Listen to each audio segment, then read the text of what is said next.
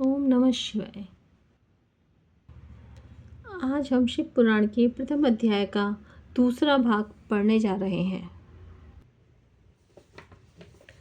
श्री सूत जी बोले, शौनक सुनो, तुम्हारे सामने गोपनीय कथा वस्तु का भी वर्णन करूंगा, क्योंकि तुम शिव भक्तों में अग्रगण्य तथा वेद वेत्ताओं में श्रेष्ठ हो।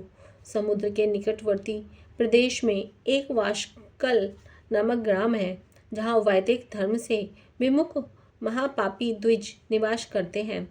वे सबके सब बड़े दुष्ट हैं। उनका मन दूषित विषय भोगों में ही लगा रहता है। वे न देवताओं पर विश्वास करते हैं, न भाग्य पर। वे सभी कुटिल वृत्ति वाले हैं, किसानी करते और भांति भांति के घातक अस्त्र शस्त्र रखते हैं। वे व्यभिचारी और खल हैं। ज्ञान वैराग्य तथा समृद्धर्म का सेवन ही मनुष्य के लिए परम पुरुषार्थ है। इस बात को वे बिल्कुल नहीं जानते हैं।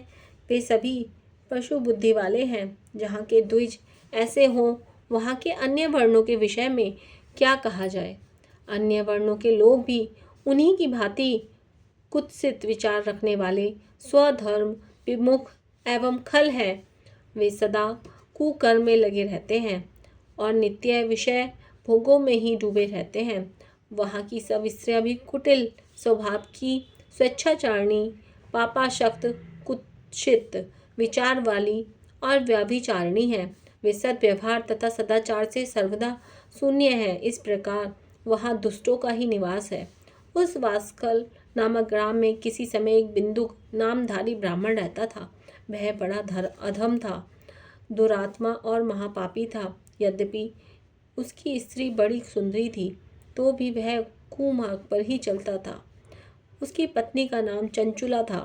वह सदा उत्तम धन के पालन में लगी रहती थी, तो भी उसे छोड़कर वह दुष्ट ब्राह्मण वैश्यागामी को हो गया था। इस तरह कुकर्म में लगे हुए उस बिंदुक के बहुत वर्ष व्यतीत हो गए। उसकी स्त्री चंचुला काम से पीड़ित होने पर भी स्वधर्म नाश के भय से कलेश सहकर भी दीर्घ काल तक धर्म से भ्रष्ट नहीं हुई, परंतु दुराचारी पति के आचरण से प्रभावित हो आगे चलकर वह स्त्री भी दुराचारणी हो गई। इस तरह दुराचार में डूबे हुए उन मूढ़ चित्त वाले पति पत्नी का बहुत सा समय व्यर्थ बीत गया। तदंतर शूद्र जातीय वैश्या का पति बना हुआ वह दूषित बुद्धि वाला दुष्ट ब्राह्मण बिंदु समय अनुसार मृत्यु को प्राप्त हो नरक में जा पड़ा। बहुत दिनों तक नरक के दुख भोग कर वह मूढ़ बुद्धि पापी विंध्या पर्वत पर भयंकर पिशाच हुआ। इधर उस दुराचारी पत्नी बिंदु के मर जाने पर मूढ़ हृदया चंचुला बहुत समय तक पुत्रों के साथ अपने घर में ही रही। एक दिन देवयोग से किसी पुण्य पर्व से के आने पर वह स्त्री भाई बंधुओं के साथ गोकर्ण क्षेत्र में गई। तीर्थयात्रियों के संग से उसने भी उस समय जाकर किसी तीर्थ के जल में स्नान किया। फिर वह साधारणतया मेला देखने की दृष्टि से बंधुजनों के साथ यत्र तत्र घूमने लगी। घूमती घामती किसी देव मंदिर में गई और वहां उसने एक देवज्ञ ब्राह्मण के मुख से भगवान शिव की परम पवित्र एवं कल्याणकारिणी उत्तम पौराणिक कथा सुनी।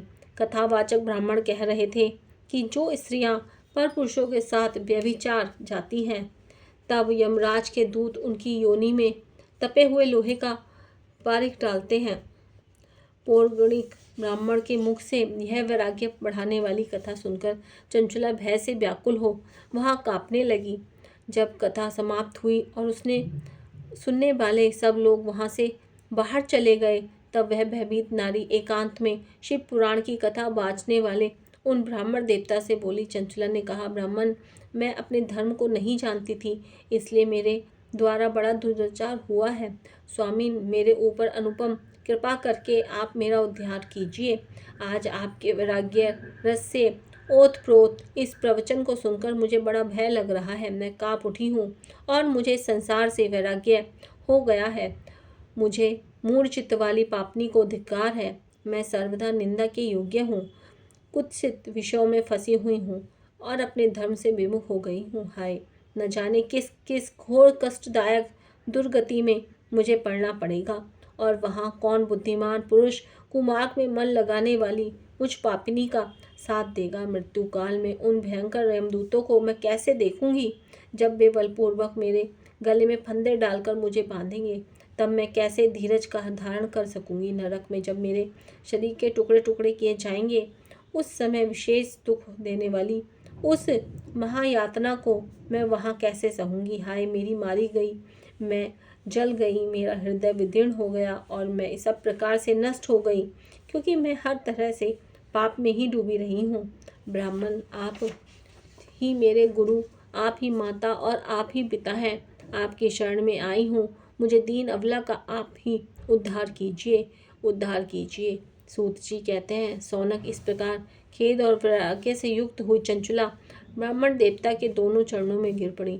तब उन बुद्धिमान ब्राह्मण ने कृपा पूर्वक उसे उठाया और इस प्रकार कहा, जो कि हम अध्याय 2 में पढ़ेंगे कि उन्होंने उस अबला नारी से क्या कहा। धन्यवाद। ओम नमः शिवाय।